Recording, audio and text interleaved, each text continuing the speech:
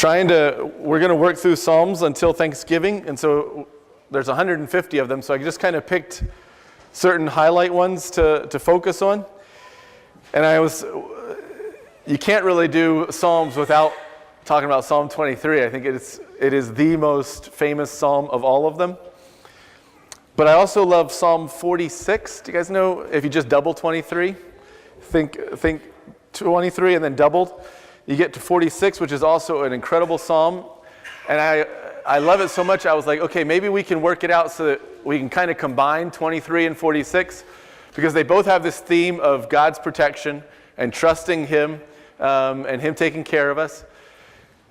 But let me read a couple verses from 46 and see if you can, as I studied them, there's a key difference between 23 and 46 that you can't really preach them together. There's a fundamental difference in how they're written. So with Psalm 23 in mind, which we just read and which probably you know even from your childhood, listen to Psalm 46 and see if you can figure out what the difference is between these two psalms. God is our refuge and strength, a very present help in trouble. Therefore we will not fear, though the earth gives way, though the mountains be moved into the heart of the sea, though its waters roar and foam, though the mountains tremble at its swelling. There's a river whose streams make glad the city of God, the holy habitation of Most High. God is in the midst of her. She shall not be moved. God will help her when morning dawns. The nations rage, the kingdoms totter. He utters his voice, the earth melts. The Lord of hosts is with us. The God of Jacob is our fortress. Come behold the works of the Lord, how he has brought desolation on the earth. He makes wars cease to the end of the earth. He breaks the bow and shatters the spear. He burns the chariots with fire.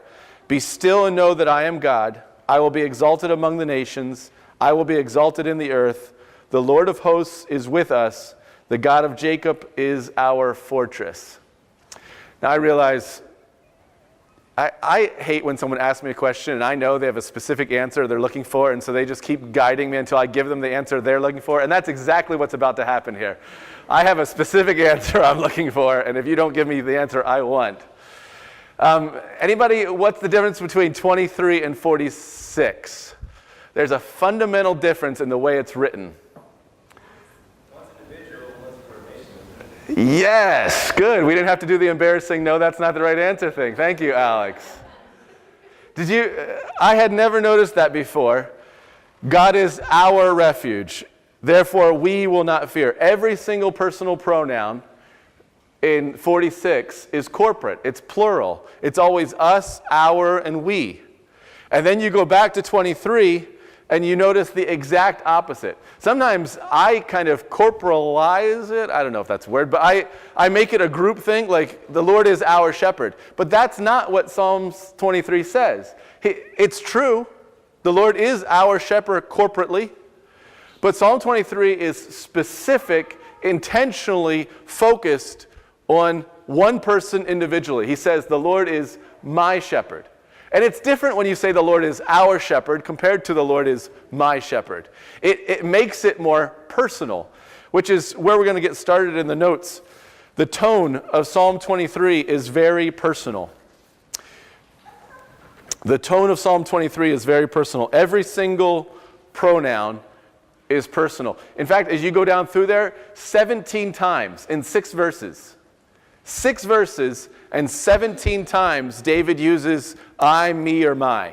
He is talking about himself, and then 12 times he uses the pronoun either you or him or he, talking about the Lord.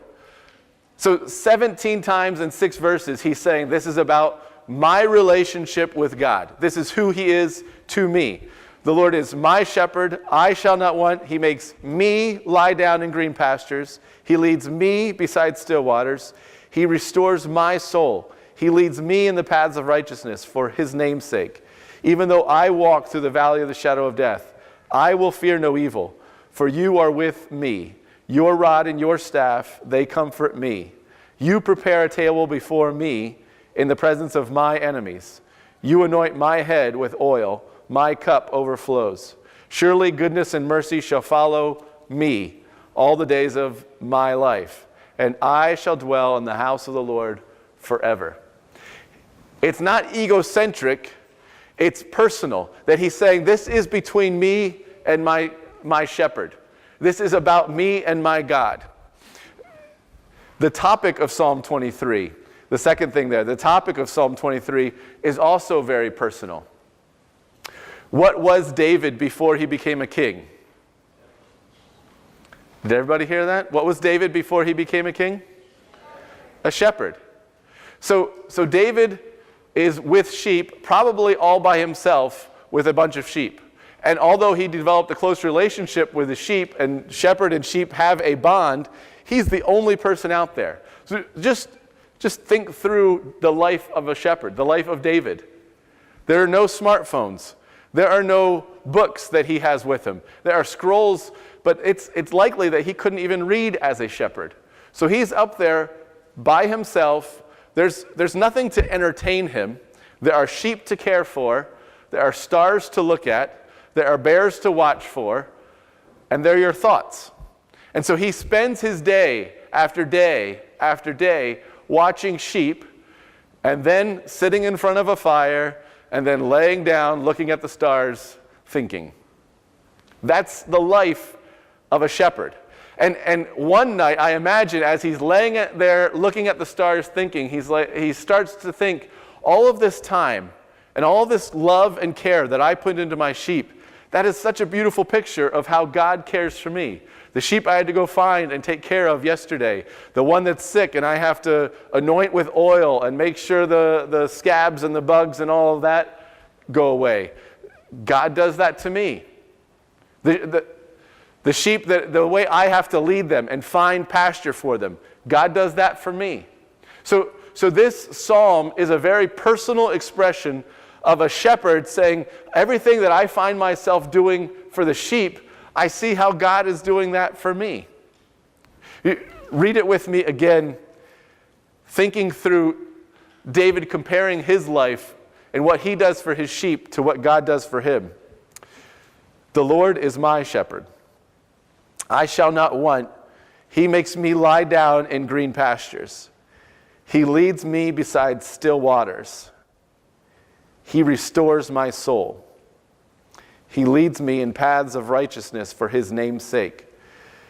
Even though I walk through the valley of the shadow of death, I will fear no evil, for you are with me. Your rod and your staff, they comfort me. You prepare a table before me in the presence of mine enemies. You anoint my head with oil, my cup overflows. Surely goodness and mercy shall follow me all the days of my life, and I shall dwell in the house of the Lord forever. How many of you have heard of this book by Philip Keller, A Shepherd Looks at the 23rd Psalm? Have you heard of that? It's a great one. I'd recommend, this is actually 3 of them put together. It's not that big of a book. But Philip Keller was someone who was a rancher, I think in Australia, and bought sheep and had a sheep ranch. And from his experiences of taking care of sheep, looks at Psalm 23 and says, there's so much that we city folk don't understand about what David is saying. I can't tell you everything that he expresses in there, but a couple of things stand out as I was reading through it. Even the first couple verses there where it says, he makes me lie down in green pastures. My mind is always drawn to the green pastures, that God is going to give us green pastures. But he was drawn to sheep lying down. And his point was, sheep will not lie down if any one of 3 things. If they're hungry, they will not lie down. They'll continue to search for food and search for grass to graze. If they're frightened, they will not lie down. They'll run around. As soon as anything spooks them, they're up running. So that they will not lie down if they're hungry. They will not lie down if they're frightened. And they will not lie down if they're pestered and annoyed. If there's bugs and fleas and parasites that are bothering them, they cannot find rest. They can't calm themselves. So they're just frantically trying to get rid of the bugs and things that are bothering them. So he just took that one little phrase, he makes me lie down, which to me I'm like, well, of course, what else would sheep do except lie down? And he expounds how much a shepherd has to do to get sheep to the place where they will lie down.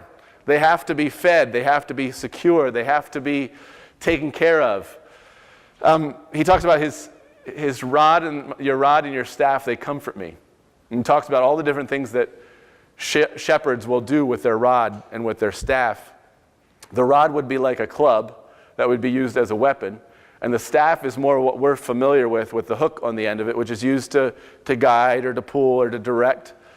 But he said he often remembers, especially the native shepherds, he would remember seeing shepherds sit there with their staff just resting on the shoulder of a sheep. And they would just stand there together for hours with the shepherd just resting his staff on the shoulder of a sheep, kind of just to say, we're here, we're together. And the staff told the sheep, I'm here, everything's okay. So when he says, I will not fear, for you are with me, your rod and your staff, they comfort me. There's that beautiful, I don't think I'll ever read that again without thinking of this image of a shepherd just laying his staff on the shoulder of a sheep saying, I'm here, everything's okay. It's a great book, definitely worth checking out. A Shepherd Looks at the 23rd Psalm by Philip Keller. So I want to walk through just kind of the three parts of this. He begins by saying, the Lord is my shepherd, I shall not want. Actually, let's go back. The Lord is my shepherd. That's the very first line there. That's another one that I just kind of walk right by. But Keller points out what a beautiful and intimate relationship that is between shepherd and sheep. Now, if I say, who belongs to whom? Sheep and shepherd, who belongs to whom? What would you answer? Yeah, I mean, that makes sense. From our perspective especially, we say sheep belong to the shepherd. Shepherd's the owner, sheep are the property, or the ownee. But notice how he says it. The Lord is my shepherd. Grammatically, the way David writes that, who belongs to whom in this sentence grammatically? The sheep is in the possessive, right? When he says, it's mine, the sheep is saying, that shepherd is mine. And it just points out this beautiful relationship where, yes, definitely from one perspective, the sheep belong to the shepherd, but also David is bringing out the sheep's perspective of saying, that shepherd is mine. He belongs to me. I belong to him. We belong to each other. We have a relationship to each other that sheep in other folds don't have. He is my shepherd. And if you're not in this fold, he's not your shepherd. So he begins with this, just pointing out the relationship that the sheep has to their shepherd. And David, as he's thinking about his relationship with God, says, the Lord is my shepherd. It's easy to miss the significance of even that one statement. Scholars of religious history will tell you that at this time in history, people did not have a concept of a personal relationship with God. God was just a power in the sky that you offered things to try to appease him, her, it. And so even when it comes to Israel, they would say, well, no, Israel, because especially secular scholars, they don't understand that anything special was happening between God and Israel. They think Israel was just another picture of religious worship that has to kind of fit into the mindset and the culture of that day. But this concept of a shepherd boy, a nobody shepherd boy, he is not King David at this point. He is a nobody shepherd boy sitting out in a field. For him to have a view already of the Lord is my shepherd. This relationship that I have with my sheep is a beautiful metaphor of what God has with me and what I have with God. This is not found anywhere else in religious history. This kind of an intimate, personal relationship. We talk a lot of times like we discovered the idea of a personal relationship with God in the New Testament or in the 20th century. Like we came up with this and, hey, God wants to have a personal relationship with you. David is saying this as a nobody, uneducated little shepherd boy up with his sheep in the fields. God already has a relationship with him where he is sitting there saying, God, your relationship with me is so much like my relationship with these sheep. The way I love them and care for them and take care of them and protect them and correct them and discipline them, all these things is a beautiful picture of what you do for me. Now part of that is his spiritual relationship, and obviously part of that is God's inspiration of him to whisper and to speak through him. So the Lord is my shepherd. Then the first couple of verses, I shall not want, he makes me lie down in green pastures. He leads me beside still waters. He restores my soul. I don't know how to preach that. You've either experienced that or you've not experienced that. And I can't explain that. But if you've experienced that, when you hear David say, he restores my soul, you say amen. You don't have to, but internally. He leads me in paths of righteousness for his name's sake. So the second blank there, my shepherd cares for me.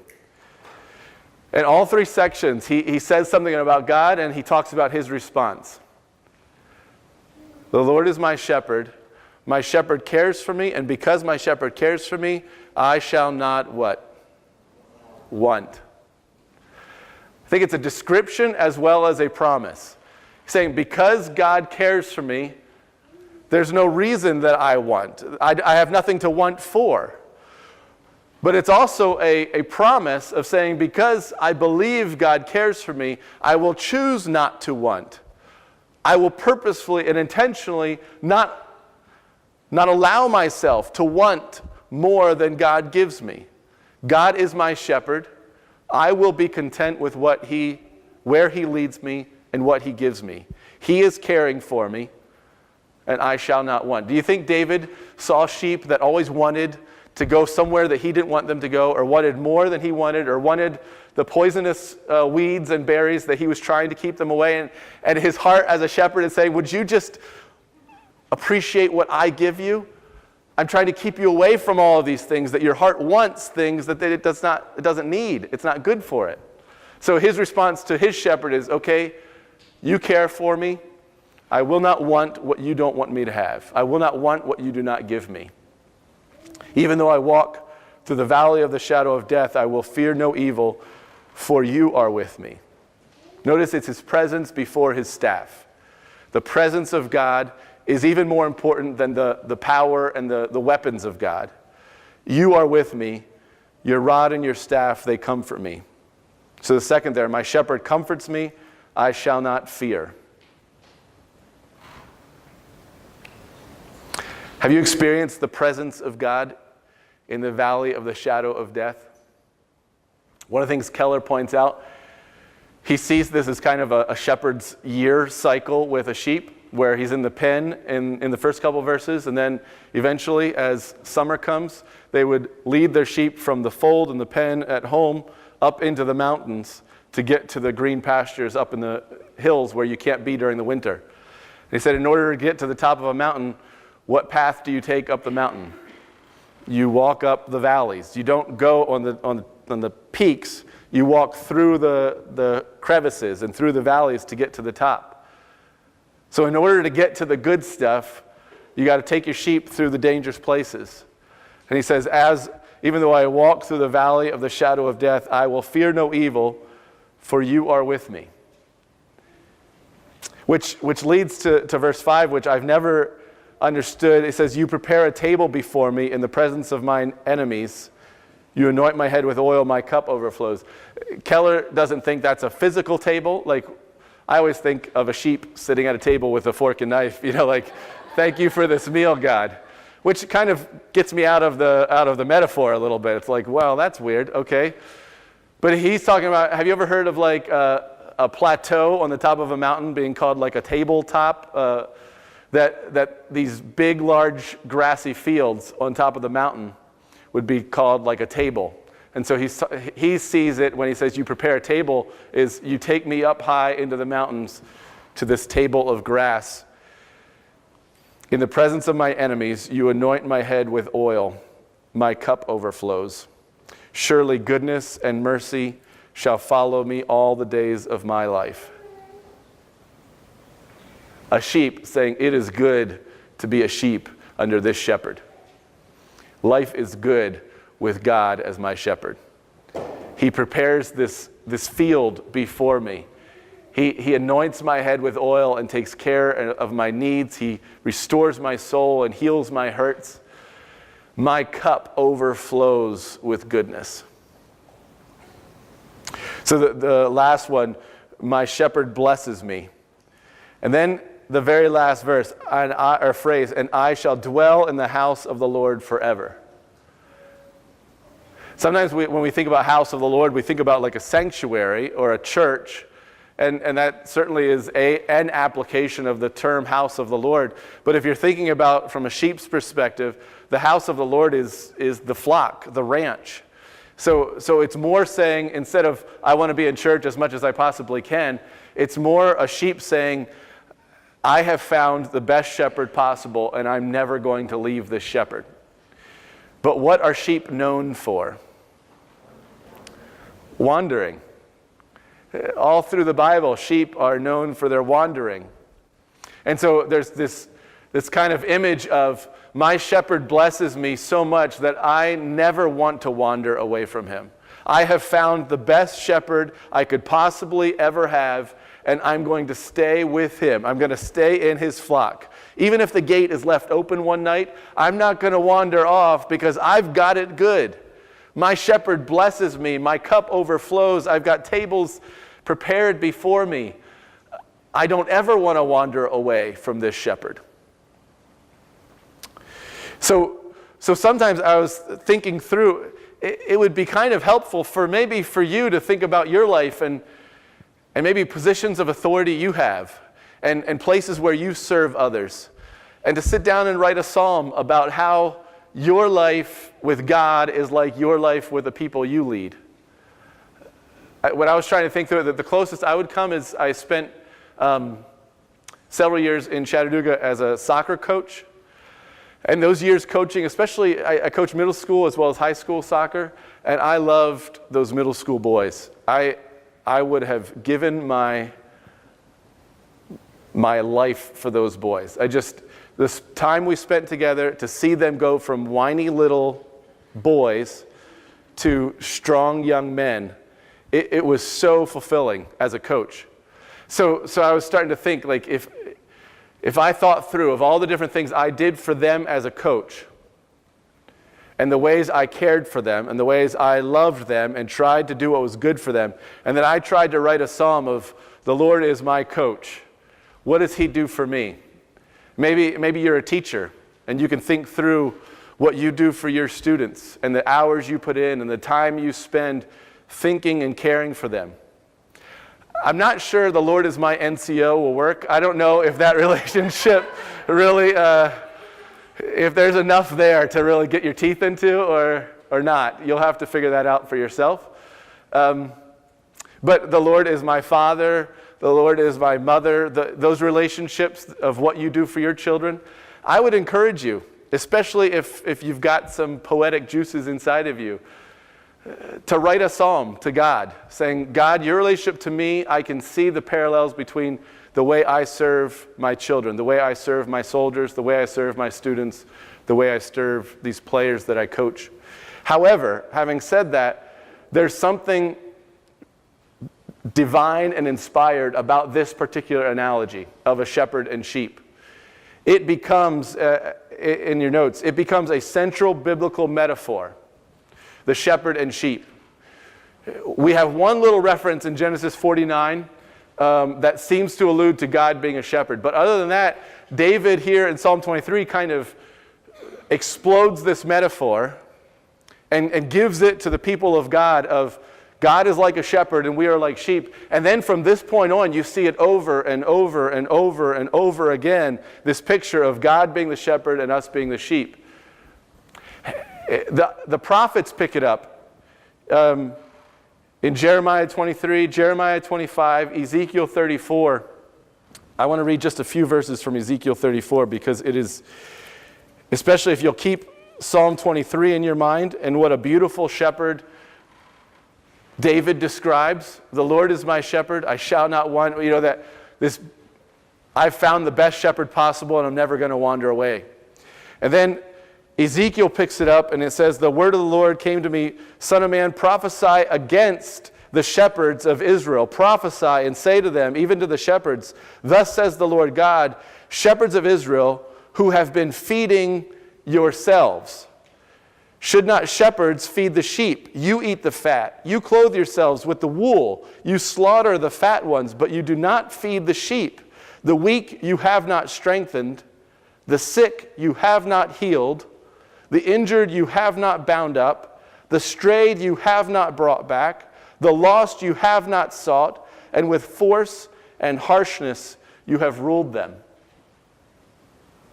Do you see how diametrically opposed that is to the Lord is my shepherd? He anoints my head with oil. He goes before me. He prepares a place for me. He heals me. He anoints my head with oil. And then God looks at the shepherds of Israel, the leaders, and says, you are the worst possible picture of the shepherd that I am, because you strip the wool off of the sheep. You clothe yourself. You slaughter them to feed yourselves. You don't feed them, you don't heal them, you don't seek them, you don't take care of them.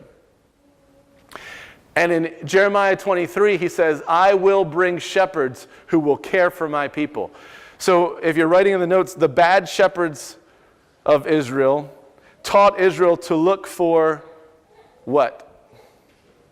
The good shepherd.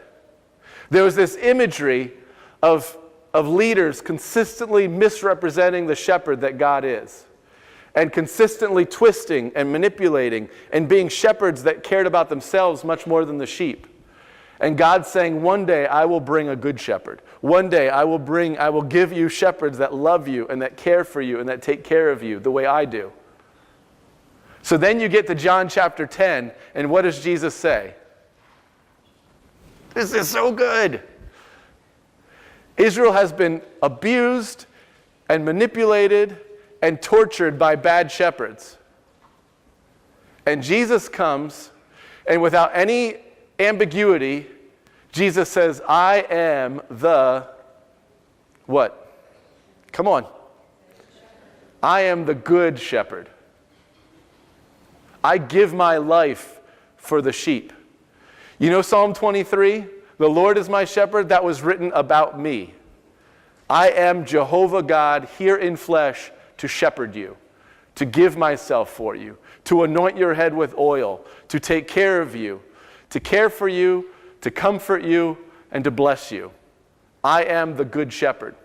And then this analogy and this metaphor continues, because Jesus meets with Peter after he denies him. Do you remember they have barbecued fish for breakfast, which you must have to be a Jew to appreciate that. But they have barbecued fish for breakfast. Jesus is sitting with Peter, and what does Jesus say to Peter 3 times? Do you love me? Peter says, yes, I love you. Jesus says, feed. He changes it all 3 times. There's a lot happening in the Greek in that dialogue. The first time he says, feed my little lambs. Do you love me, Peter? Yes, you know that I love you. Then he says, shepherd my sheep. Do you love me, Peter? And this time he changes to do you even love me as a friend, Peter? And Peter cries and says, you know all things. You know that I phileo you. And then he changes it back and he says, feed my sheep. It's as if the good shepherd is now passing the responsibility for his sheep onto the disciples and the apostles and saying, I'm leaving, but I'm leaving my sheep behind, and somebody has to shepherd them. Peter, feed my little lambs, shepherd my sheep, feed my sheep. What word stays the same all 3 times? Lambs, sheep, sheep. Feed, shepherd, feed. My. The only word that stays the same is I've got different things for you to do, and there's sheep and there's little lambs, but all of them are mine. I am the good shepherd, and they are my sheep. So then Peter kind of takes this mantle, and Peter becomes the head of the Jerusalem church. As Peter gets old, so Jesus is the good shepherd, has passed that responsibility to Peter. Peter now gets old and is writing 1 Peter chapter 5. Would you turn to that book with me? 1 Peter chapter 5.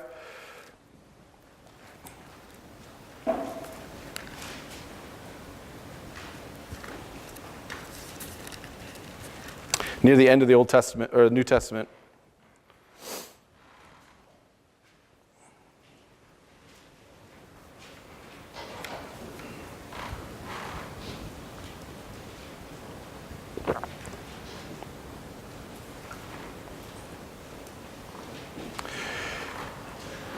First Peter 5, he says, "So I exhort the elders among you, as a fellow elder," which is the word presbyteros, which is where we get Presbyterian, "and a witness of the sufferings of Christ, as well as a partaker in the glory that is going to be revealed.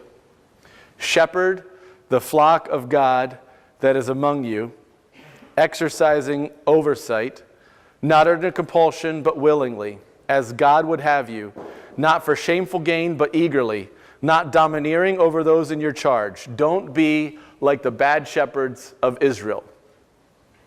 Model the good shepherd, but being examples to the flock." Verse 4, "And when the chief shepherd appears, you will receive the unfading crown of glory." So Jesus kind of passes on responsibility for the flock personally and on the scene to Peter, and then Peter, as he's writing, passes on that mantle and that figure of shepherd to other elders and other pastors. Literally, the word pastor is Latin for guess what word? Shepherd. Pastor is just the Latin word for shepherd. So Peter is passing on and says, "Shepherd the flock of God that is among you." Do you see what he heard at that barbecue on the beach with Jesus? "Feed my sheep. Feed my little lambs. Shepherd my sheep." So as he tells them, shepherd the flock, but it is not your flock. It is the flock that belongs to God, and the chief shepherd is coming back for his sheep. This word chief, have you heard of archangel, the term archangel?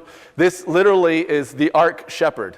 It means the first shepherd, the beginning shepherd, the chief shepherd, the boss shepherd. So he says that the chief, the arch shepherd, is coming back and is going to evaluate what you do with his sheep and his flock. So as you're finishing up the notes, the good shepherd appoints sheep dogs. A father of one of the ladies in our church came over one time and said, "I like to think of pastors as sheepdogs. They're not necessarily shepherds because the Lord is my shepherd. But the Lord appoints sheepdogs to do what he wants and to help round up his sheep, but they never take the place of the shepherd." And ever since he said that, I love that imagery, because there are good sheepdogs and there are vicious sheepdogs. And you've probably seen good sheepdogs and you've probably seen vicious sheepdogs. And even today, just like Ezekiel 34 talks about in Israel's day, there are pastors who bite and devour and fleece the sheep for their own care, for their own advantage. Never forget who the real shepherd is. Never forget who your real shepherd is. I am not the one who cares for you, who comforts you, who blesses you. The Lord is your shepherd. And there will be times that I will reflect God's care for you. There will be times that I will reflect God's comfort and God's blessings to you. But like the moon and the sun, when it's working well, the moon reflects the sunlight of the sun to you. But every once in a while, the moon gets in the way and blocks the light of the sun. And there are shepherds, and there are pastors, and there are times, even in my own life, that I have gotten in the way. Instead of reflecting the glory of God, I've blocked out the glory of God. Never forget who your shepherd is. It is not your favorite blogger. It is not your favorite writer. It's not John MacArthur or Tim Keller. It's not Duane Beach. It's not Joyce Meyer. It's not Beth Moore. It's not your mentor. It's not your mother. It's not your father. Your shepherd is Jesus Christ. All these people that have good and sometimes bad influences, they're sheepdogs. And when a sheepdog bites you, don't think my shepherd is bad. My shepherd hates me. My shepherd doesn't take care of me. You need to realize the Lord is your shepherd. I asked Whitney and Daylin if they would sing Give Me Jesus. I think Neil, whoever's going to sing it. Everybody, we're going to close with this song, Give Me Jesus. Because I really want to focus. And it's so funny, I had no idea about the whole pastor appreciation thing today. And I think it's so beautiful how God brought that together. Because it is so nice to be appreciated and to be thanked. But what a beautiful Sunday for us to remind ourselves, as much as we appreciate the pastors at High Point, the Lord is my shepherd.